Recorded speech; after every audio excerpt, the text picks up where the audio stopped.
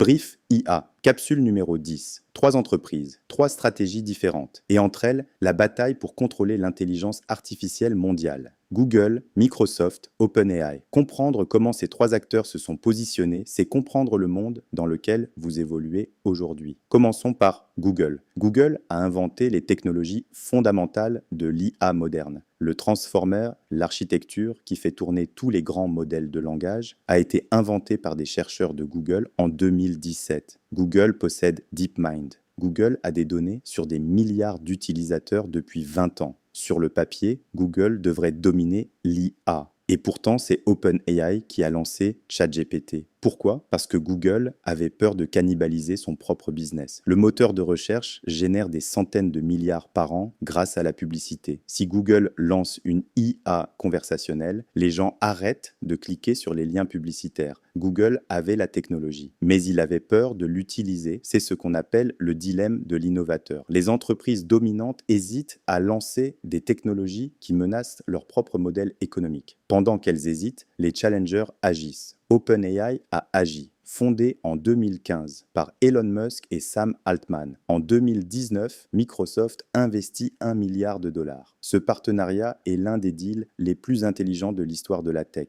Microsoft avait un problème. Ses outils vieillissaient, Google menaçait. ChatGPT était la révolution dont Microsoft avait besoin. Microsoft a intégré GPT-4 dans tous ses produits. Copilot dans Word, Excel, Teams, Outlook. Du jour au lendemain, la suite Microsoft est devenue la suite IA la plus utilisée en entreprise dans le monde. Google a répondu avec Gemini, précipitamment. Le lancement a été catastrophique, une erreur factuelle dans la première démonstration, et Google a perdu 100 milliards de valorisation en une journée. Depuis, Google a rattrapé son retard. Gemini est aujourd'hui très compétitif. Et l'Europe, dans tout ça, Mistral AI, une start-up française fondée en 2023 par d'anciens de Google DeepMind et Meta. En 2 ans, Mistral est devenu le champion européen de l'IA. Son avantage clé pour vous, la souveraineté des données. Vos données restent en Europe. Ce que cette guerre signifie pour vous. Premièrement, chaque outil IA que vous choisissez est un choix stratégique. Utilisez GPT-4, c'est donner vos données à Microsoft. Utilisez Gemini, c'est les donner à Google. Utiliser Mistral, c'est rester dans l'écosystème européen souverain. Deuxièmement, la concentration est un risque. 3 ou 4 entreprises contrôlent les modèles les plus puissants. La dépendance à un seul fournisseur IA est un risque stratégique à anticiper. Troisièmement, cette guerre n'est pas terminée. Dans 18 mois, le paysage sera différent. Rester informé n'est pas optionnel, c'est une obligation stratégique. Vous écoutez Brief IA, prochaine capsule. Yann LeCun, Geoffrey Hinton, Yoshua Bengio, les 3 pères de l'IA que vous devez connaître.